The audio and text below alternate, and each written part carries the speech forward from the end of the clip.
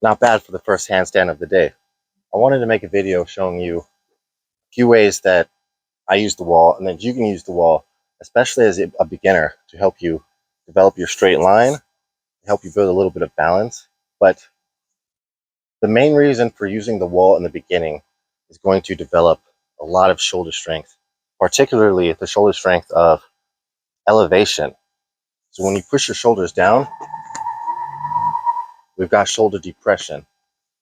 And when you push your shoulders up, like you're shrugging them, that's going to be shoulder elevation. And when we're holding a handstand, to get a lot of control, to really control your body, keep your line straight, and have a solid hold, you're going to be holding shoulder elevation the whole time. You're not just going to be relaxing on your shoulders, but rather you're going to be here, relaxed, and then shrugged. So your ears are kind of touching your shoulders almost. Like your shoulders are being pushed towards your ears, and they're pushed up hard and out. Not like this.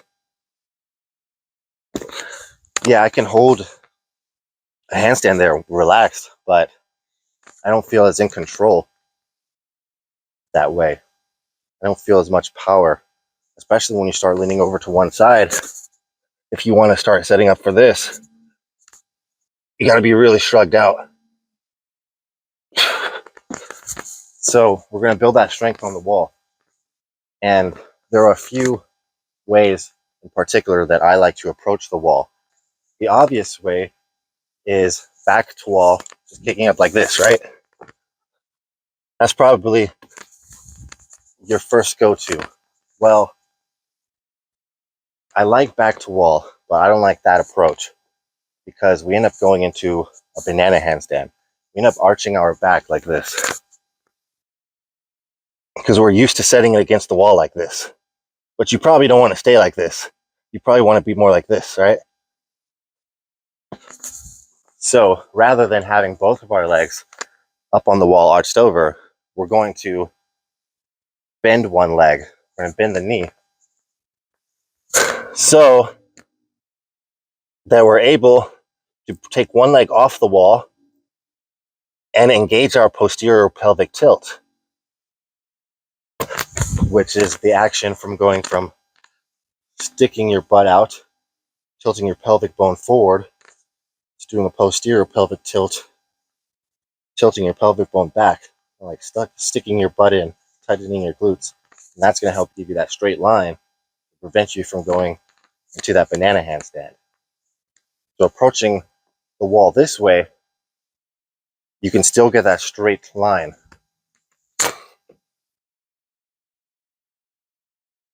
And all the meanwhile, the main goal here, like I said, is to push out your shoulders and hold them there for as long as you can. We want to get this to 30 seconds, 60 seconds, even 90 seconds. And you don't have to worry about switching legs, but you can. That's not really the important part. The important part is we're holding this under duration. We're getting used to the pressure on our wrists. We're building strength in our forearms. We're really building the shoulder elevation strength. And we're getting used to being upside down and having the blood flow to our head. So we're really focused on holding time under tension on the wall. But you want to do this while maintaining good form, as good as possible. And this is going to help you keep that straight line. So that's one way to approach the wall. That's the first way. One leg is tucking, we're still back to wall. So as for the perfect hand distance while back to wall training, that's going to be up to you. I don't like to get too close while training back to wall. Chest to wall, our hands are going to be a lot closer to the wall. But back to wall, I like to leave space to be able to bend our leg. So I'm about right here with it. I've got a nice grip, nice clench on my hands. I'm kind of gazing forward. I'm not going straight to looking under. A lot of people want to do that. I'm looking forward, or straight down rather, and I can still observe my hands. And you've got both legs on the wall like this. We still have a banana, so we want to take one leg off. It's okay if it comes down a little bit. And we want to add that posterior pelvic tilt. All the meanwhile, shrugging here as hard as you can and holding that shrug. And this is it. This is it. If you want to try to clinch really hard, bring yourself off, go for it. Don't push yourself off with your leg. This leads me to the second way I like training back to wall. Then we'll go chest to wall. So in this way, we're going to focus on trying to come off the wall by tucking both of our feet. And I've seen people get their first 5 seconds or more of a handstand this way. So right here, right? Well, we want to bring both legs and start tucking them into a tuck position, right? Like we're going to do a handstand tucked. We're keeping our shoulders shrugged. We're pressing hard on the ends of our fingers. And if you press really, really hard, once your grip gets strong enough, you'll bring yourself off the wall. Look, I'm just going to press my shoulders and then clench. I'm not going to even move my feet muscles at all. That was all in my fingers. All I did was press. And I pushed myself off the wall. And if I do the opposite, and I'm pushing forward with my palms, well then look, my head goes forward. See?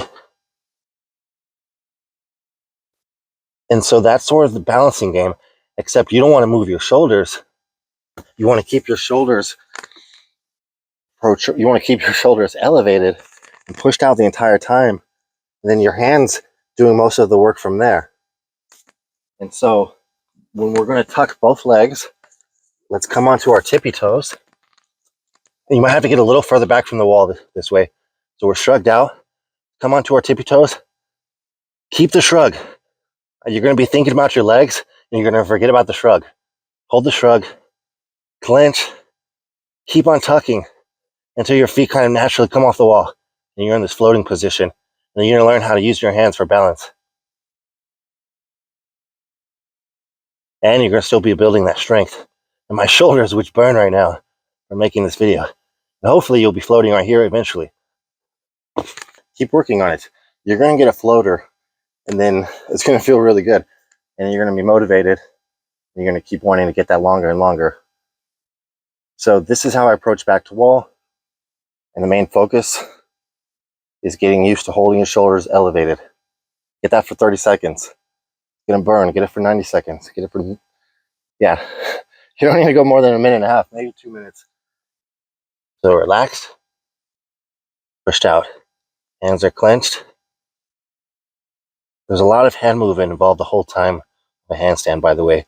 Your shoulders are going to be elevated, and they're going to be held out the entire time, ideally, without going like this. But your hands are constantly flexing from palm, fingers, palm, fingers, palm, fingers, palm, fingers. Like you're constantly grasping nonstop. And you keeping these shoulders elevated. And this is the strength you want to build. All right, cool. So what about chest to wall? How do we even get into chest to wall? We can't just kick over. Well, a lot of people probably just want to walk it up like this, right? And this is a great exercise, by the way. If you're not doing these, this is great, especially for beginner handstand training. It's going to help you build those shoulder shrugs. Whoa.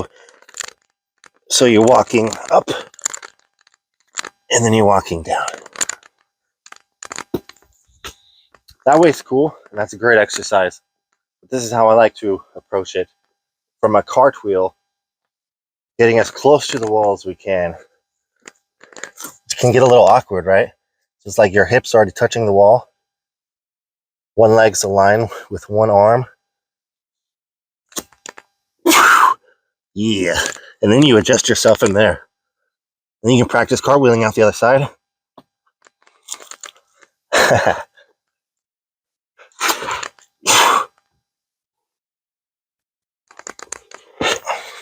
This is a great exercise too, by the way. At first, you might not be able to get that close to the wall. You could probably just kick up from right here and then walk yourself back. Whatever it takes to get here. So you're here, right? And you're probably thinking, wow, this is a lot scarier than back to wall because you could fall over, right? Well, Yes, it is possible. And this way is scarier, especially the closer your hands get to the wall, because you don't have much room, and you're either going to cartwheel off to the side, or you're going to arch your back and end up going into a back bridge, which, by the way, I recommend training. If you're not doing back bridges or falling to back bridges and you're super scared,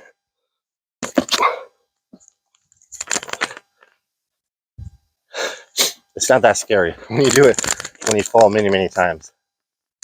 But still, we want to avoid falling out that way, right? So this is how I use the wall, chest to wall. So chest to wall is going to help us really develop that line. We don't actually want to touch our chest to the wall. Just like back to wall, the only thing that should be touching is our feet. In fact, our toes. Pointing, and just the tips of our feet are touching the wall. And we can get close and we're getting that line. Remember, and remember, shrug and hold that shrug. In the wall, you can focus more on looking under.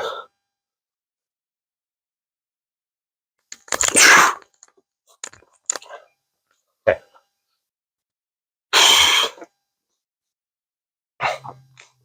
The closer your hands get to the wall, the scarier it's going to start to feel. You're going to have to cartwheel out to the side, or you're going to have to back bridge out. You should be working on your back bridges so that you can get comfortable falling over that way, just in case, and why not? Back bridges are a great exercise. So cartwheel up on the wall, or walk onto the wall, chest to the wall. And again, the main focus of using the wall is to build the shoulder elevation strength. Now my shoulders are already starting to burn just from making this video.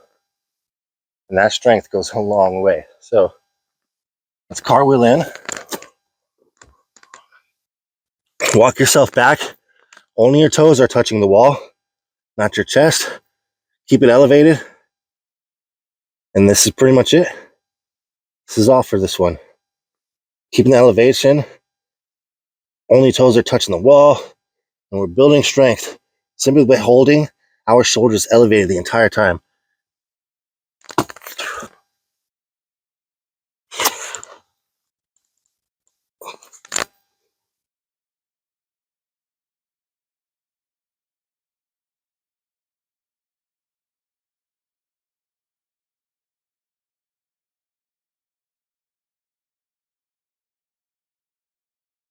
This exercise really, really helps you develop that shoulder strength that you need to push it out and adjust yourself and keep pushing your shoulders into your ears, because you'll notice if your ears come too far away from your shoulders, it's not going to be too good.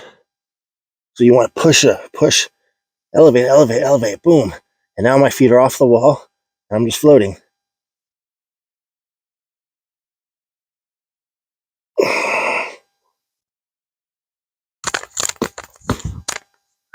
How close that is. That was a workout all on its own. My shoulders are starting to feel the burn, and it's great because I need that strength, especially because I'm working on the one arm handstand, and that shoulder elevation strength, you just need to take it to the next level once you start working on the one arm. So use these techniques on the wall, keep building that strength. This is how you develop that strong handstand foundation. Your handstand is going to look great. It's going to be really strong. So I'm going to start training my one arm right now. Hope you guys start training handstands.